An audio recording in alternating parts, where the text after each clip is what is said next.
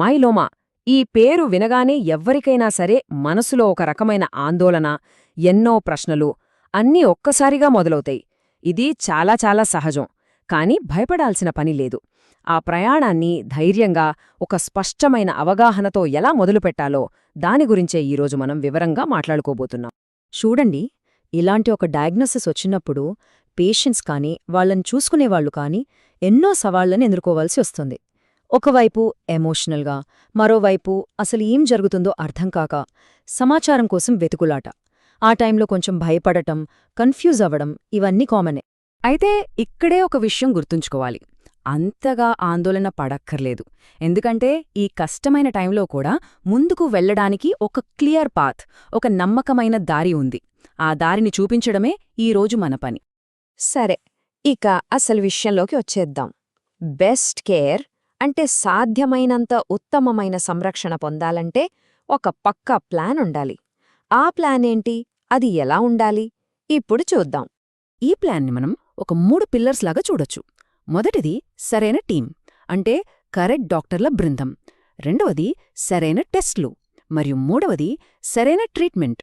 ఈ మూడింటిలో ఏ ఒక్కటి తేడా వచ్చినా మనమనుకున్న రిజల్ట్ రావడం కష్టం. అందుకే ఈ ప్రతి స్టెప్ కూడా చాలా చాలా ఇంపార్టెంట్ అన్నమాట. రైట్. ముందుగా మనం ఫస్ట్ పిల్లర్ గురించి, అంటే సరైన టీంని ఎలా బిల్డ్ చేసుకోవాలి అనే దాని గురించి కొంచెం డీటెయిల్డ్గా మాట్లాడుకుందాం. ఇది చాలా చాలా కీలకమైన విషయం. మైలోమా ఇది మరీ అంత కామన్ డిసీజ్ కాదు కదా. సో మనలో చాలామందికి ఒక ప్రశ్న రావచ్చు. సాధారణ డాక్టర్కి, స్పెషలిస్ట్కి తేడా ఏంటి? అసలొక స్పెషలిస్ట్ ఎందుకంత అవసరం అని. దానికి కారణముంది. సాధారణంగా కేర్ టీంలో ఒక మైలోమా స్పెషలిస్ట్, ఒక హిమటాలజిస్ట్, ఒక మెడికల్ ఆంకాలజిస్ట్ ఉంటారు. వీళ్ళందరూ బ్లడ్ క్యాన్సర్ స్పెషలిస్ట్లే. కానీ మైలోమా స్పెషలిస్ట్కి ఉన్న ప్రత్యేకత ఏంటంటే వాళ్ళు కేవలం ఈ ఒక్క డిజీజ్ మీదనే ఫోకస్ చేస్తారు. వాళ్ల రీసెర్చ్, వాళ్ల ఎక్స్పీరియన్స్ అంతా దీనిమీదే ఉంటుంది. దానివల్ల లేటెస్ట్ ట్రీట్మెంట్స్ గురించి, కొత్త కొత్త ఆప్షన్స్ గురించి వాళ్ళకి బాగా తెలుస్తుంది. ఇదే మంచి ఫలితాలకు దారితీస్తుంది. సో తేడా చాలా క్లియర్ కదా. ఒక మైలోమా స్పెషలిస్ట్ ఫోకస్ అంతా కేవలం మల్టిపుల్ మైలోమా మీదే ఉంటుంది. అదే ఒక జనరల్ ఆంకాలజిస్ట్ చాలా రకాల క్యాన్సర్స్ని ట్రీట్ చేస్తూ ఉంటారు. అందుకే ప్రత్యేకంగా మైలోమా విషయానికొస్తే ఆ ఫీల్డ్లో ఎక్స్పీరియన్స్ ఉన్న స్పెషలిస్ట్ని ఎంచుకోవడం చాలా ముఖ్యం. ఇక్కడ ఒక చాలా ముఖ్యమైన విషయం ఏంటంటే, మనం డాక్టర్ దగ్గరికి వెళ్ళినప్పుడు వాళ్ళ ఎక్స్పీరియన్స్ గురించి అడగడానికి అస్సలు మొహమాట పడకూడదు.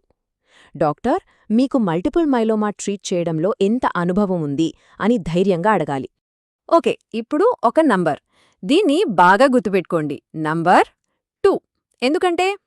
ఎందుకంటే ట్రీట్మెంట్ స్టార్ట్ చేసే ముందే కనీసం 2 వేర్వేరు మైలోమా స్పెషలిస్ట్ల దగ్గర సెకండ్ ఒపీనియన్ తీసుకోవటం చాలా చాలా మంచిది. దీనివల్ల మనం వెళ్తున్న దారి కరెక్టేనా అని కన్ఫర్మ్ చేసుకోవచ్చు. మనకి కూడా ఒక కాన్ఫిడెన్స్ వస్తుంది.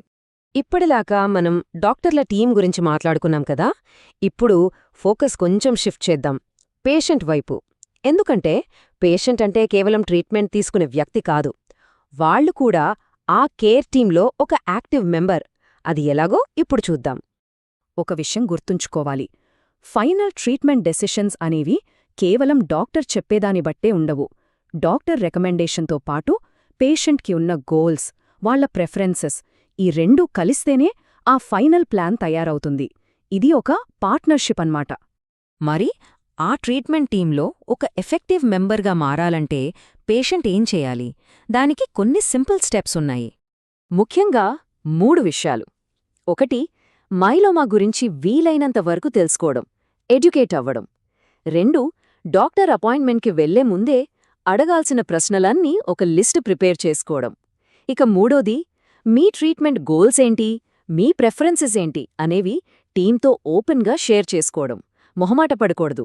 సింపుల్గా చెప్పాలంటే సమాచారం ఉన్న పేషెంట్ వాళ్ల ట్రీట్మెంట్ గురించి జరిగే డిస్కషన్స్లో చాలా యాక్టివ్గా, బెటర్గా పార్టిసిపేట్ చేయగలరు. జ్ఞానమే శక్తి కదా. సరే, ఇప్పటిదాకా మనం చాలా విషయాలు మాట్లాడుకున్నాం కదా. వాటన్నింటినీ ఒకసారి క్విక్గా సమరైజ్ చేసుకుందాం. దీన్ని మనం ముందుకు వెళ్లడానికి ఒక యాక్షన్ ప్లాన్లా అనుకోవచ్చు. కొత్తగా డయాగ్నోసిస్ అయిన వాళ్లకి ఇది ఒక సింపుల్ చెక్లిస్ట్ లాంటిది. ఫస్ట్, ఒక మంచి మైలోమా స్పెషలిస్ట్ని వెతకాలి. సెకండ్, తప్పకుండా సెకండ్ ఒపీనియన్ తీసుకోవాలి. థర్డ్, కండిషన్ గురించి వీలైనంత తెలుసుకోవాలి. ఫోర్త్, అపాయింట్మెంట్స్కి ప్రిపేర్ అయి వెళ్ళాలి. అండ్ ఫైనలీ, మీ గోల్స్ ఏంటో డాక్టర్ టీంతో క్లియర్గా కమ్యూనికేట్ చేయాలి. మరి ఇన్ని స్టెప్స్ తీసుకోవడం వెనక ఉన్న అసలు ఉద్దేశ్యమేంటి? What is the ultimate goal? Goal చాలా సింపుల్ అండ్ క్లియర్. సరైన టీంతో కలిసి పనిచేయడం, దాని ద్వారా సాధ్యమైనంత బెస్ట్ ట్రీట్మెంట్ ప్లాన్ని డిసైడ్ చేసుకోవడం, అండ్ ఫైనల్గా బెస్ట్ పాసిబుల్ అవుట్కమ్ని సాధించడం. ఈ ప్రాసెస్ అంతా దానికోసమే. చివరగా ఒక్కసారి ఆలోచించండి. ఈ ట్రీట్మెంట్ జర్నీలో కేవలం ఒక ప్యాసివ్ పేషెంట్గా కాకుండా ఒక యాక్టివ్, ఇన్ఫార్మ్డ్ పార్ట్నర్గా ఉండటం, ఆ ప్రయాణాన్ని, ఆ వచ్చే ఫలితాల్ని ఎంతగా మార్చేస్తుందో కదా.